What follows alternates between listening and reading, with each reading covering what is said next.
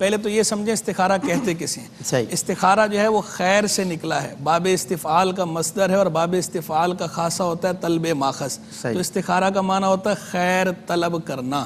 یعنی بندہ اللہ تبارک و تعالیٰ سے خیر طلب کرتا ہے. کسی معاملے میں اسے جب تردد ہوتا ہے یا تذبذب ہوتا ہے تو بندہ اللہ کے حضور دستے دعا دراز کر کے اللہ سے مشورہ کرتا ہے اور اللہ سے دعا مانگتا ہے کہ یا اللہ میں اس میں خیر طلب کرتا ہوں، مجھے اس میں راستہ سجھائی دے جائے، میری رہنمائی فرما. یہ ہے استخارے کی اصل. اور یہ استخارے کی جو اصل ہے یہ احادیث طیبہ سے ثابت ہے. حضور جان عالم علیہ السلام باقاعدہ استخارہ تعلیم فرمایا کرتے تھے. حضرت جابر بن عبداللہ رضی اللہ تعالیٰ عنہ سے روایت ہے، وہ فرماتے ہیں کان نبی صلی اللہ علیہ وسلم یعلمنا الاستخارۃ فی الامور کلھا کالسورۃ من القرآن. اللہ کے نبی علیہ السلام ہمیں تمام امور میں استخارے کی تعلیم اس طرح دیتے تھے جیسے قرآن کی کسی سورت کی تعلیم دیتے تھے. یعنی آپ اس کی تعلیم کا ایسا اہتمام فرماتے تھے، تاکید. اور پھر آگے حضور جان عالم علیہ السلام نے ارشاد فرمایا اذا ہم احدکم بالامر فلیرقع رکعتین من غیر الفریدہ، کہ جب تم میں سے کسی کو کوئی معاملہ درپیش ہو تو وہ فرض کے سوا 2 رکعتیں پڑھے. یعنی فرض کے سوا کہہ دیا، یعنی نفل، 2 رکعتیں نفل پڑھنی ہے. ثم یقول، پھر یہ دعا مانگے. آگے وہ دعا تعلیم فرمائی، اللہم انی استخیرک بعلمک واستقدرک بقدرتک واسألک من فضلک العظیم فانک تقدر ولا اقدر وتعلم ولا اعلم وانت علام الغیوب. اللہم ان کنت تعلم ان ھذا الامر خیر لی فی دینی ومعاشی وعاقبۃ امری وعاجلہ وآجلہ فاقدرہ لی وان کنت تعلم ان ھذا الامر شر لی فی دینی ومعاشی وعاقبۃ امری وآجلہ وآجلہ فاصرف عنی واصرفنی عنہ واقدر لی الخیر حیث کان ثم ردنی بہ. اس کا میں خلاصہ بھی بتا دیتا ہوں مفہوم کیا ہے اس کا. دعا طویل ہے.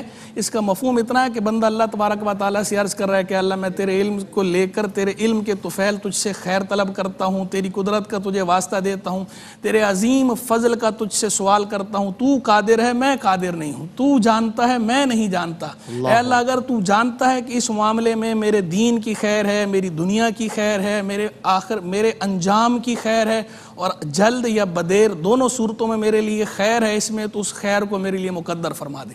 اور اگر تو جانتا ہے کہ اس معاملے میں میرے دین میں شر ہے یا میری دنیا کے لیے شر ہے یا میرے انجام میں شر ہے یا جلد یا بدیر کسی صورت کا اس میں میرے لیے شر ہے، تو اس کو مجھ سے پھیر دے، مجھے اس سے پھیر دے. یعنی اس کا خیال میرے دل سے نکال دے اور میرے لیے خیر کو مقدر کر دے، وہ جہاں بھی ہو. ثم ردنی بھی، پھر مجھے اس سے راضی کر دے. اگر دعا کے الفاظ پہ غور کریں تو کیا جو ہے وہ ایمان کی تلقین ہمیں کی جا رہی ہے کہ بندے کا تعلق اللہ کے ساتھ کیسا ہونا چاہیے اور کس طرح اللہ کی رضا پہ راضی ہونا چاہیے، کس طرح اللہ کے حضور چیزوں کو طلب کرنا چاہیے، اللہ سے سوال کیسے کرنا چاہیے. کیا پیارا تعلیم فرمایا ہے حضور جان عالم علیہ السلام نے. تو یہ حدیث میں تعلیم فرمائی گئی ہے استخارے کی. تو پتہ چلا کہ استخارے کی اصل کیا ہے. استخارے کی اصل یہ ہے کہ آپ نے 2 رکعت نفل پڑھنے ہیں، پھر دعا مانگنی ہے.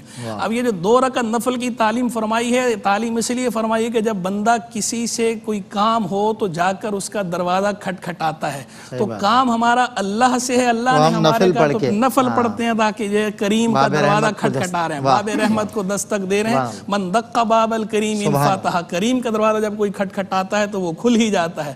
پھر دعا مانگے اللہ سے. اس کے بعد جو دل میں خیال جم جائے وہ کام کر لے. اس میں حدیث میں کوئی خواب کا ذکر نہیں ہے. قلبی میلان، پھر قلبی میلان جہاں ہو اس پہ پھر جو ہے وہ اللہ پہ توکل کر کے وہ کام بندہ کر گزرے. اور اگر ایک دفعہ میں اطمینان نہ ہو تو 7 مرتبہ کرنے کی تعلیم دی گئی ہے.